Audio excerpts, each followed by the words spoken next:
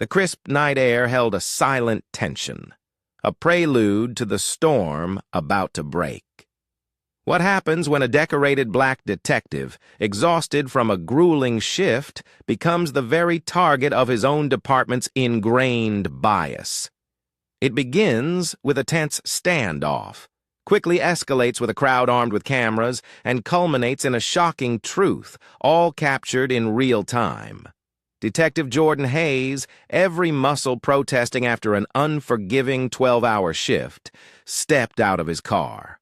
Ahead, a small corner store hummed, its flickering neon sign casting a faint, erratic glow. Jordan rubbed his hands together, seeking warmth against the bite of the night, pulling the hood of his red sweatshirt snug over his head. He had no inkling that in mere minutes his life would veer onto a trajectory he had never signed up for, a path no officer anticipates. Across the street, Officer Kyle Brennan sat, toothpick clenched, his patrol car a silent sentinel. His gaze, sharp and predatory, scoured the sidewalk, a hawk surveying its hunting ground. The radio crackled, spilling updates of a nearby robbery. The suspect, vaguely described as a black male in dark clothing. Brennan leaned forward. A jolt of recognition, or rather misrecognition, tightening his gut the moment his eyes locked onto Jordan. To Brennan, the pieces clicked into place with horrifying speed. A hoodie, a dark figure, a man who fit the description. A potent cocktail of adrenaline and deep-seated bias surged through him, clouding his judgment. He didn't see a man simply heading home after a demanding day. He saw a prime suspect, ripe for apprehension. Inside the store, Jordan moved with the practiced ease of routine, grabbing a bottle of water and a pack of gum, paying with a fleeting thought. He offered the cashier a polite nod, then stepped back into the biting chill of the night. As he began his walk down the block, an unsettling sensation crept over him. The street felt subtly altered, a shadow lengthening in the distance, a car crawling just a fraction too slow. Then, the unmistakable flash of red and blue lights sliced through the darkness, freezing the scene. "Stop right there! Hands where I can see them!" A voice barked, sharp and unwavering, cutting through the silence. Jordan's heart plummeted. He turned slowly to find Officer Brennan emerging from his patrol car, hand already resting on his holstered weapon. The vastness of the street seemed to shrink around them, and a low murmur began to rise as onlookers gathered, their phones already glinting in the dim light, poised to record. What Brennan, in his tunnel vision, failed to grasp was that Jordan Hayes wasn't merely a man in a hoodie. He was also a cop, and this sudden public confrontation was rapidly unfolding into a moment neither man would ever forget. Jordan stood his ground, his hand slowly ascending to eye level, a deliberate act of compliance. He felt the cool night air prickle his skin, heard the distant chatter of the growing crowd swell into a louder hum. His mind raced, a torrent of questions. Why me? What have I done? His badge lay securely tucked inside his jacket, yet he knew the drill. A calm, respectful approach was paramount, even in the face of such unwarranted aggression. Brennan's eyes remained fixed on Jordan's face, unyielding, unwavering. His assumptions, forged in the split second he'd first spotted Jordan walking down the street, had already hardened into conviction. You match the description of a robbery suspect. Brennan spat, his voice tight with accusation. You know what I'm talking about. Hands where I can see them. Jordan's gaze hardened in return, but he held his ground, unflinched. His career had thrown him into countless tense situations. He knew how to navigate this treacherous terrain. Slowly, deliberately, he reached beneath his jacket, his fingers finding the cool metal, and produced his badge. "I'm Detective Jordan Hayes," he stated, his voice steady, even, but his frustration beginning to bubble beneath the surface. "I'm off duty." Brennan didn't even blink. His hand hovered over his gun, his posture radiating a rigid sense of superiority. "You think I'm going to buy that? You don't look like a cop." Jordan's jaw tightened. He had endured worse, navigated countless situations where his very identity as a black officer had been questioned by those who didn't know him.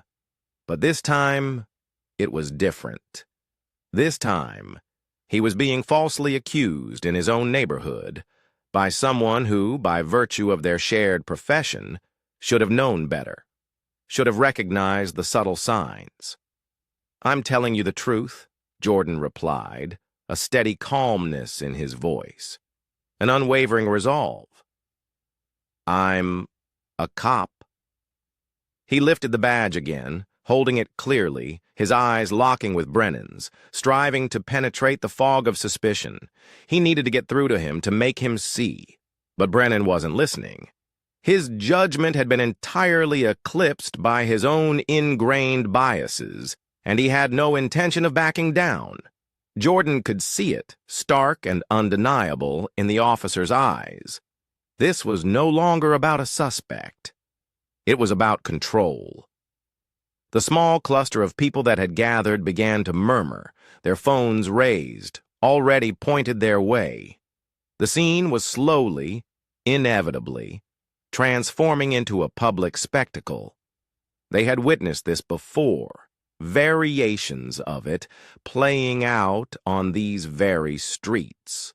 Police officer confronting individuals in their own neighborhoods, challenging authority without apparent reason. Some among the crowd knew Jordan, recognized him as one of their own, but even they couldn't be certain of how this volatile situation would unfold. Brennan's obstinate refusal to listen, to acknowledge the obvious truth, was pushing everything into dangerous, unpredictable territory. And Jordan's carefully contained frustration was about to reach its breaking point. "On the ground now!" Brennan's voice echoed across the block, sharp and unrelenting, cutting through the rising tension. With a decisive motion, he pulled his gun, pointing it squarely at Jordan. The murmurs in the crowd morphed into gasps, a collective intake of breath. A woman's voice pierced the air. "He didn't do anything!" Another man shouted. "What's wrong with you, officer?"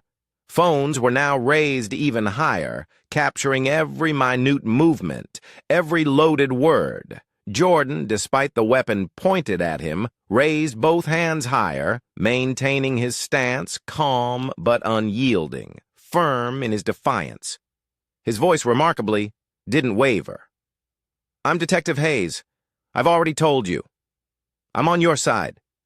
He gestured toward the badge held clearly in his hand, his motions slow and deliberate, designed to convey clarity, not threat. Brennan's lip curled in a dismissive sneer as he took another step closer, encroaching on Jordan's personal space. "A fake badge doesn't prove anything. If you're really a cop, why are you dressed like that? Why the mask?" Jordan couldn't believe what he was hearing. Years he had spent, dedicated to defending his community, walking that precarious line between his unwavering duty as an officer and his fundamental identity as a black man. And now, here he was, being treated like a common criminal, simply for wearing a hoodie to ward off the chill. "Because it's cold," Jordan replied, his tone measured, carefully controlled. "And because I just finished a 12-hour shift protecting people like you." The tension in the air was electric, thick, and palpable. Jordan could feel the immense weight of the crowd's eyes on him, their collective gaze a physical burden. The constant click and flash of phones, recording every second, only intensified the pressure, making the situation feel infinitely heavier. But he was resolute.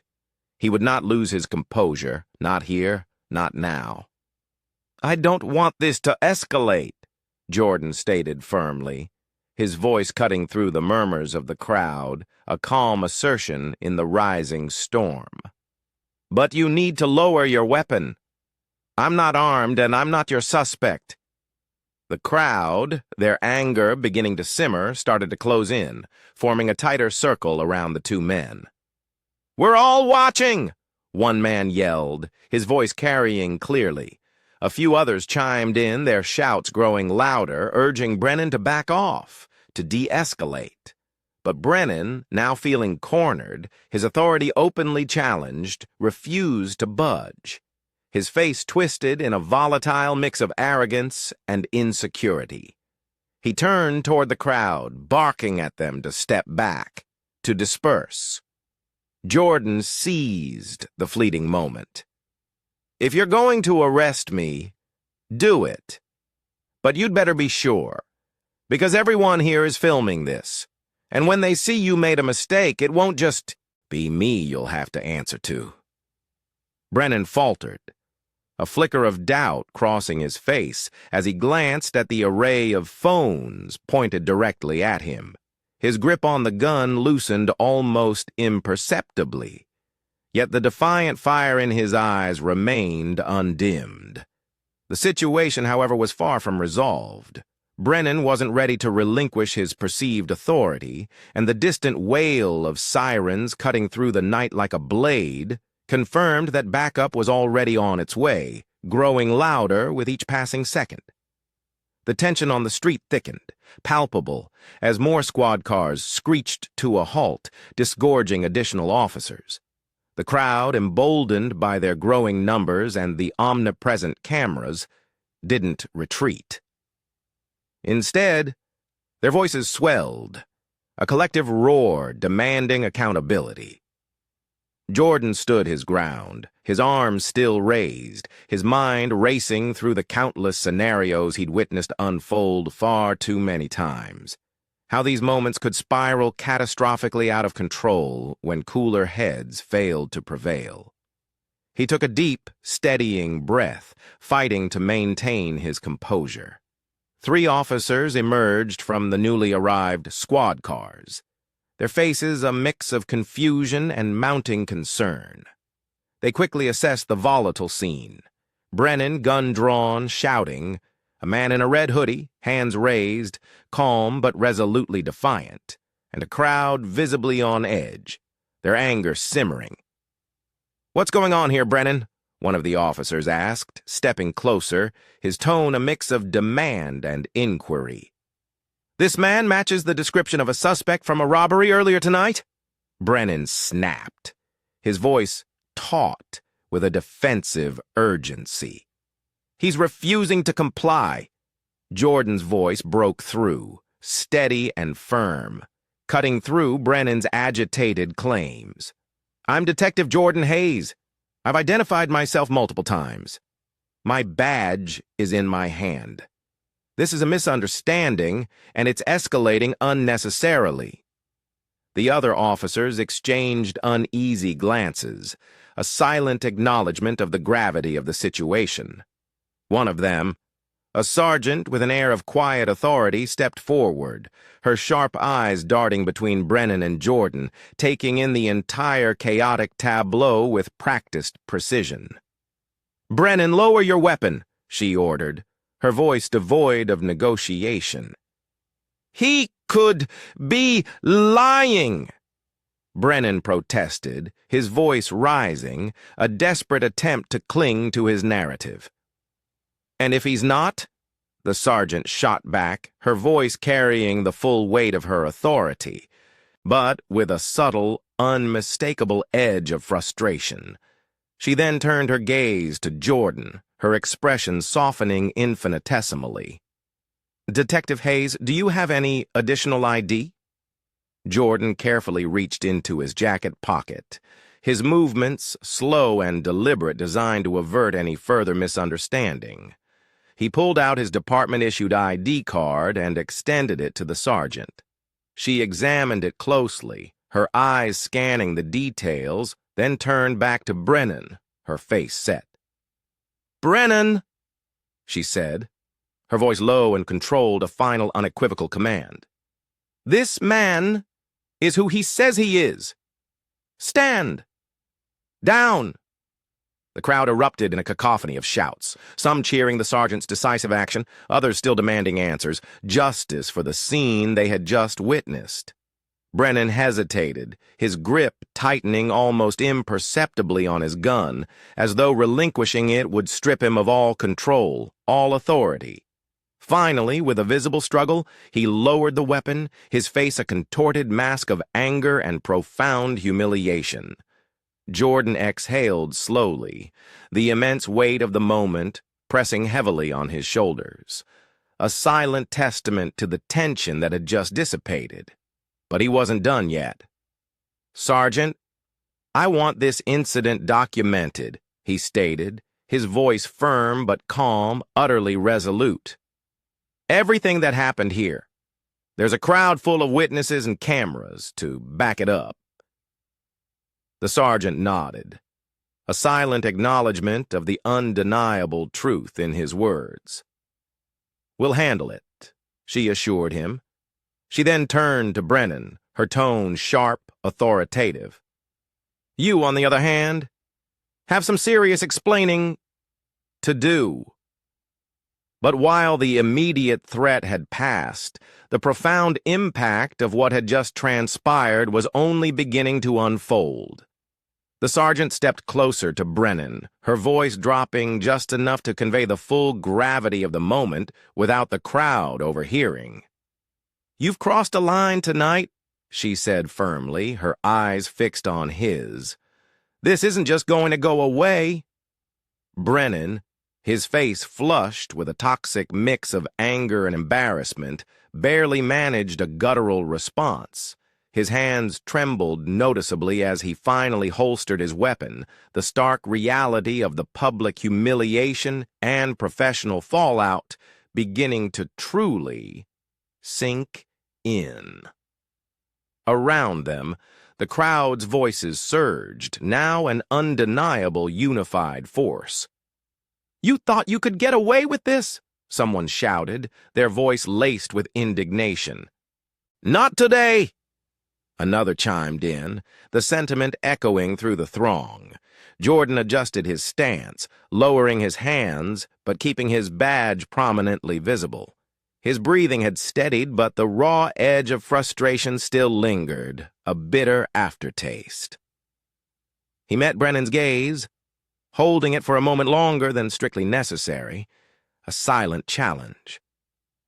"This could have ended so much worse," Jordan said, his tone measured but sharp, cutting through the lingering tension. "And for what? A hunch?" The sergeant turned back to Jordan, her face softening, a flicker of genuine remorse in her eyes. "Detective Hayes, I'm truly sorry this happened. We'll take care of it." Jordan nodded, but said nothing. Apologies in situations like this felt hollow, no matter how well-intentioned. What mattered now was accountability and the undeniable truth. As the officers began the slow process of dispersing the still agitated crowd, one of the younger officers cautiously approached Brennan, his voice low but firm. "Man, they're all recording. You better hope none of this goes viral." It was a futile hope. It was already too late for that. Videos were already spreading like wildfire across online platforms, some even being live-streamed, beaming the raw footage to a global audience. The faces of Brennan and Jordan were now indelibly etched into countless phones, laptops, and social media feeds across the country, a stark, uncomfortable tableau. Jordan walked over to the sergeant, his voice calm but infused with an unyielding resolve. "This can't just be swept under the rug," he stated, his gaze meeting hers directly. People need to know what happened here. I understand, the sergeant replied, her tone serious, acknowledging the gravity of his demand. An internal investigation will be launched immediately. And, Detective Hayes, I'm going to need your statement. Jordan nodded. You'll have it. The crowd began to thin out, though some lingered, gravitating towards Jordan, eager to exchange a few words of solidarity. A middle-aged man stepped forward, his phone still clutched in his hand. Detective Hayes, you handled that with grace, he said, his voice tinged with admiration. But we need more people like you calling this out. Jordan offered a faint, weary smile, though his heart remained heavy. Appreciated, he responded quietly. But it shouldn't have to be this way. While the immediate scene was winding down, the real fallout was about to begin. This wouldn't be over, not until real systemic change was forcefully brought to the surface. By the next morning, the videos had indeed spread like wildfire. Headlines across the country painted a stark, uncompromising picture.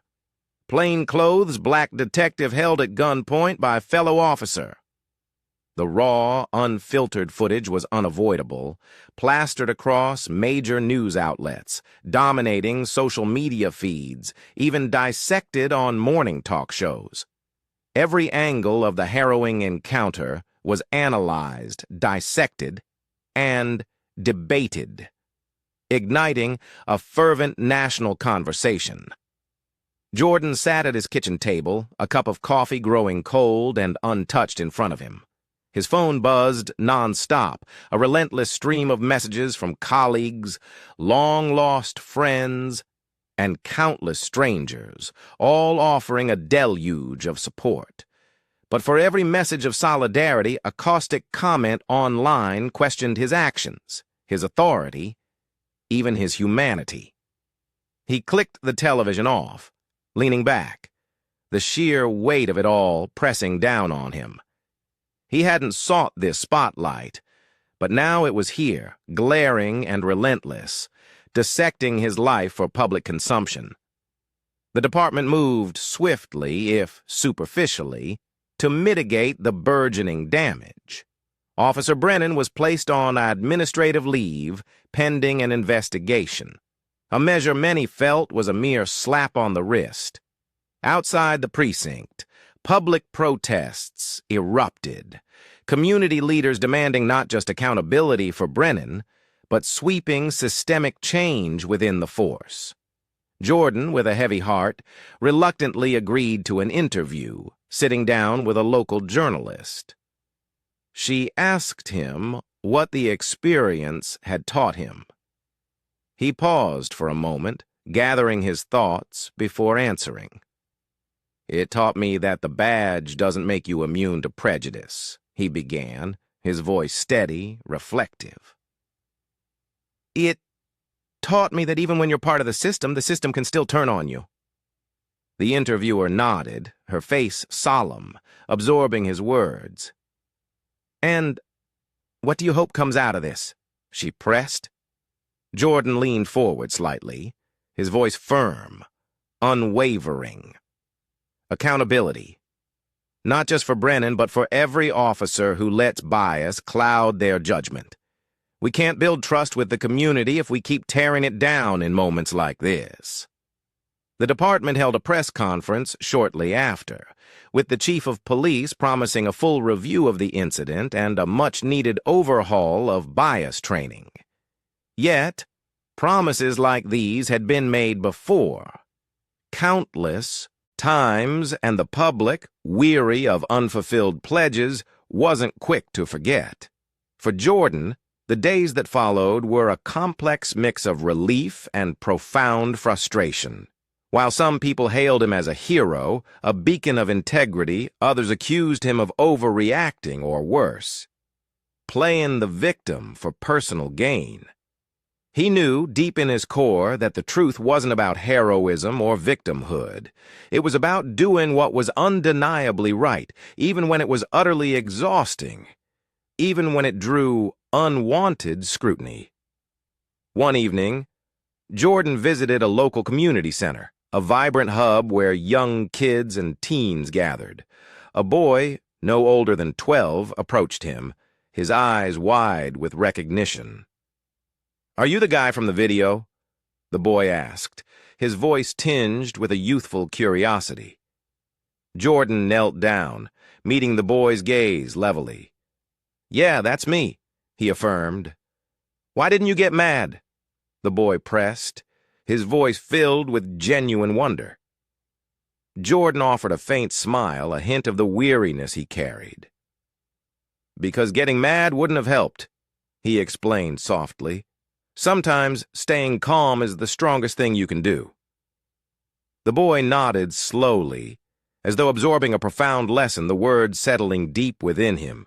But for Jordan, the real, enduring lesson was this: true change doesn't happen overnight, in a single grand gesture. Rather, every small moment of accountability, every act of unwavering principle, pushes the needle just a little further, inch by painstaking inch.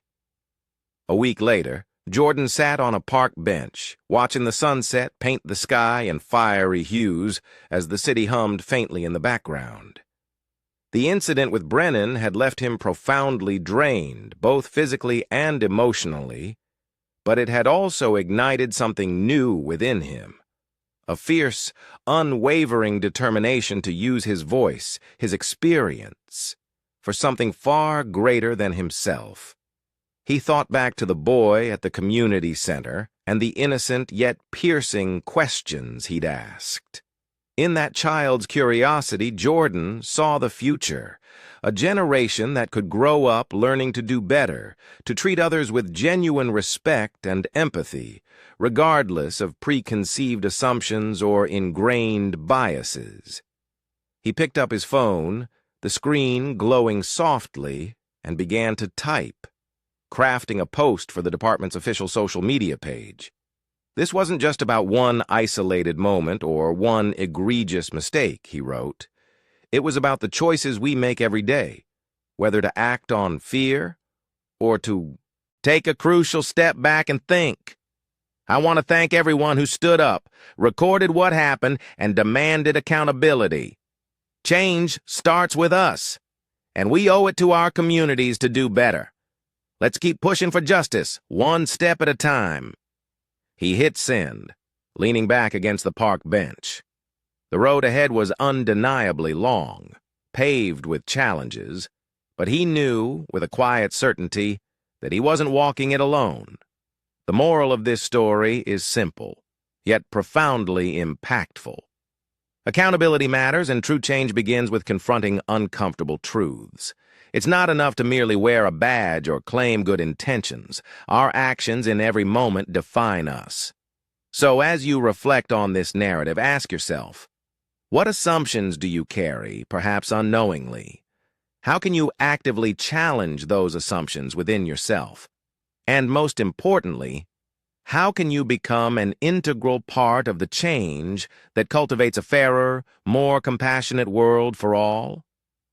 If you believe in accountability and the unwavering importance of standing up for what's right, make sure to like, share, and subscribe for more stories that spark reflection and inspire tangible action.